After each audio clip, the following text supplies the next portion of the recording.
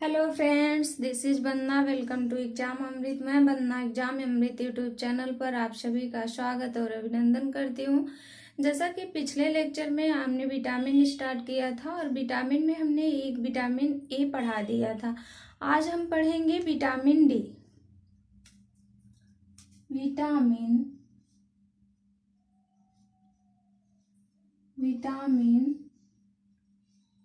D.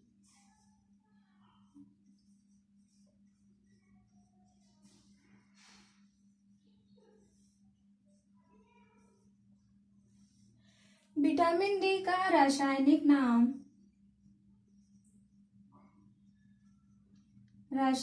नाम यानी chemical name कैल्सीफेराल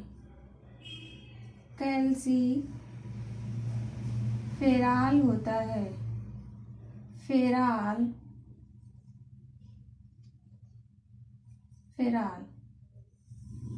vitamin D का रासायनिक नाम कैल्सीफेराल है। विटामिन डी को हम कैल्सीफेराल क्यों कहते हैं? क्योंकि विटामिन डी में कैल्शियम एब्जॉर्प्शन की क्षमता पाई जाती है। कैल्शियम एब्जॉर्प्शन की यानी कैल्शियम को सोखने की क्षमता पाई जाती है। कैल्शियम एब्जॉर्प्शन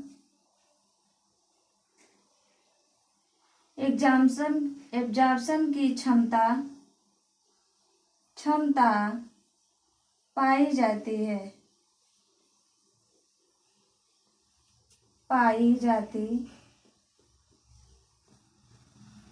है।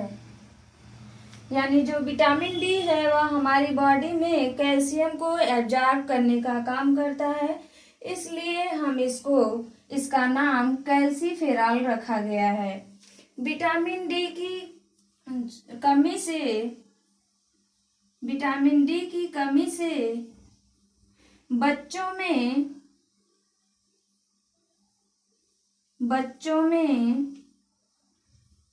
रिकेट्स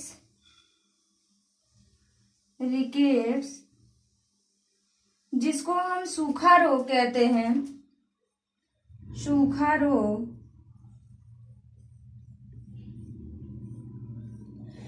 जब बच्चों में रिकेट्स होता है तो आप देखते होंगे बच्चे एकदम दुबले पतले हो जाते हैं और उनकी पूरी पसलियां दिखाई देती हैं, सिर बड़ा सा दिखाई देगा और हड्डियां एकदम कमजोर हो जाती हैं।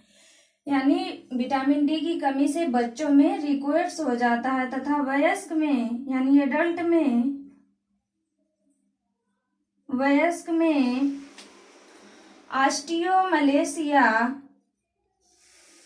ऑस्टियोमलेशिया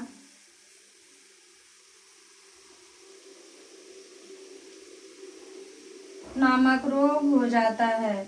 ऑस्टियोमलेशिया नामक रोग हो जाता है। बच्चों में रिकेट्स और वयस्क में ऑस्टियोमलेशिया। ऑस्टियोमलेशिया क्या है? यानी ऑस्टियो का मतलब है बोन से, हड्डियों से है।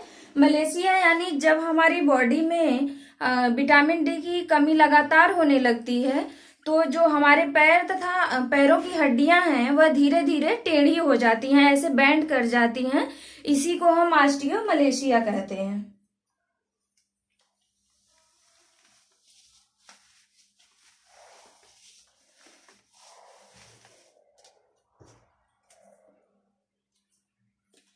विटामिन डी के अन्य नाम भी हैं। कमी से होने वाले रोग बता दिए, अन्य नाम इसके या उपनाम लिखे। अन्य नाम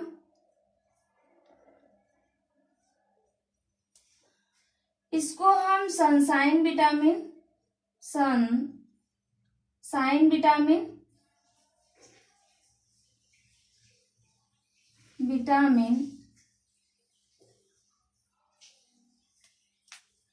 या sunlight vitamin,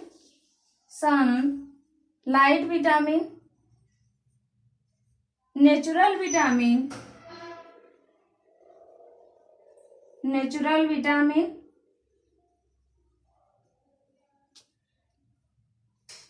anti rickets vitamin,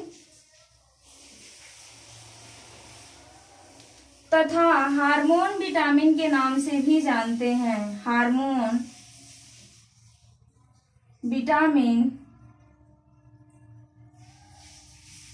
के नाम से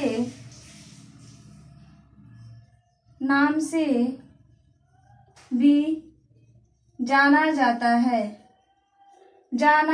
है। अब हम ये जान लेते हैं विटामिन डी को सनशाइन विटामिन या सनलाइट विटामिन क्यों कहा जाता है।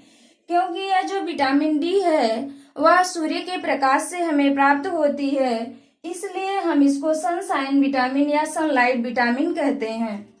नेचुरल विटामिन क्यों कहते हैं? क्योंकि सूर्य जो है वह एक प्राकृतिक स्रोत है, यानी नेचुरल स्रोत है, इसलिए हम इसको नेचुरल विटामिन कहते हैं। एंटी रिकेट्स विटामिन हम इसको इसलिए कहते हैं क्योंकि इसकी कमी हो जाने से बच्चों में रिकेट्स नामक रोग हो जाता है, इसलिए हम इसको एंटी रिकेट्स विटामिन कहते हैं। और विटामिन डी को हम हार्मोन विटामिन क्यों कहते हैं? इसका रीजन ये है कि हमारी बॉडी में एक कोलिप्स नामक कोलिप्स हार्मोन पाया जाता है जो हमारी हड्डियों, दांतों तथा जोड़ों को मजबूत बनाता है। कोलिप्स हार्मोन हमारी हड्डियों, दांतों तथा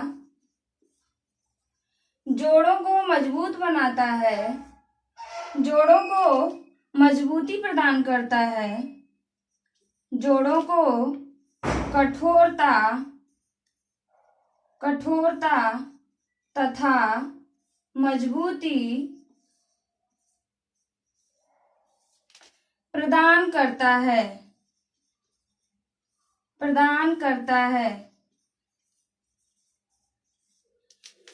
और सेम यही कार्य विटामिन डी का होता है। जो काम कोलिप्स हार्मोन करता है, सेम वही काम विटामिन डी करती है। विटामिन डी भी हमारी हड्डियों, दांतों तथा जोड़ों को कठोरता तथा मजबूती प्रदान करती है, इसलिए हम विटामिन डी को हार्मोन विटामिन के नाम से जानते हैं। इसीलिए जब विटामिन डी की कमी होती है तो वयस्क में जो ऑस्टियोमलेशिया नामक रोग होता है, क्योंकि विटामिन डी की कमी होने पर हमारी हड्डियां जो होती हैं वह कमजोर होने लगती हैं और उसके साथ साथ जो मजबूती थी, कठोरता थी हड्डियों में, वह सॉफ्टनेस में बदल जाती है। इसलिए जो हमारी हड्डियां हैं वो बैंड होने लगती हैं और वयस्क में ऑस्टियोमलेशिया नामक डिजीज हो जाती है। और इसी कारण इसी को हम हार्मोन विटामिन भी कहते हैं। यह जो विटामिन डी है इसका निर्माण जो है हमारी स्किन में होता है, यानी त्वचा में होता है। इसका निर्माण हमारी त्वचा में होता है। और हमारी बॉडी के अंदर कोलेस्ट्रॉल पाया जाता है। कोलेस्ट्रॉल यह भी विटामिन डी का निर्माण करता है। यह भी विटामिन डी का निर्माण करता है, विटामिन डी का फॉर्मेशन करता है। ये अलग बात है कि कोलेस्ट्रॉल की अधिकता हो जाने पर हमें बीपी हाई हो जाती है या हार्ट की प्रॉब्लम हो जाती है, ये इसका एक अलग चैप्टर है। लेकिन जो कोलेस्ट्रॉल होता है वह विटामिन डी का फॉर्मेशन करता है।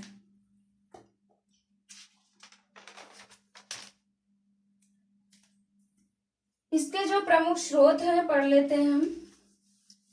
विटामिन डी के प्रमुख स्रोत।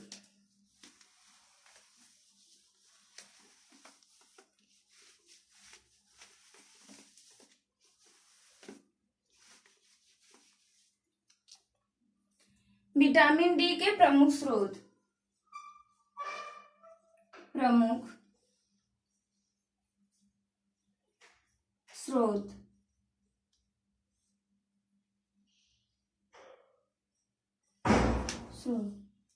सूर्य का प्रकाश,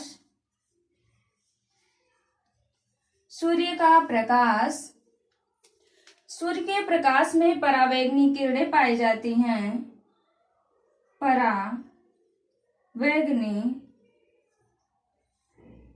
परावैंगनी प्रकाश पाया जाता है। यह 3 प्रकार की किरणें होती हैं। परावैंगनी किरणें जो होती हैं वह 3 प्रकार की होती हैं, यूवीए, यूवीबी और यूवीसी। यूवीए होती है जो वह विटामिन डी का फॉर्मेशन करती है, विटामिन डी का निर्माण करती है, विटामिन डी का निर्माण करती है। और जो अल्ट्रावायलेट किरणें होती हैं यह बहुत ही हानिकारक होती हैं, हानिकारक किरणें होती हैं। इनसे हमारी स्किन में एक स्किन कैंसर हो जाता है। अल्ट्रावायलेट सी से स्किन कैंसर काज करती हैं। इसके अलावा इसके कुछ दवाइयां भी, टेबलेट्स भी आती हैं। यह जो टेबलेट्स होती हैं इनको 7 दिन पे हम ये टेबलेट का सेवन कर सकते हैं। नमस्कार दोस्तों, धन्यवाद।